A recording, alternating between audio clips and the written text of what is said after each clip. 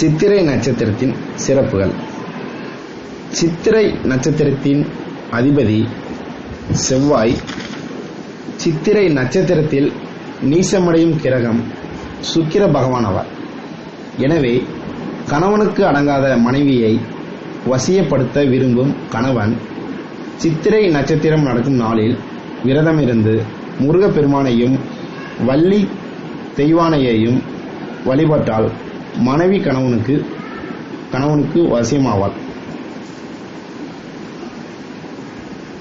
சித்திரை நட்சத்திரத்தன்று விரதமிருந்து முருகப்பெருமானையும் வள்ளியையும் வழிபட்டால் காதல் முயற்சிகள் வெற்றி பெறும், காதலுக்கு எதிரான எதிர்ப்புகள் நீங்கும்,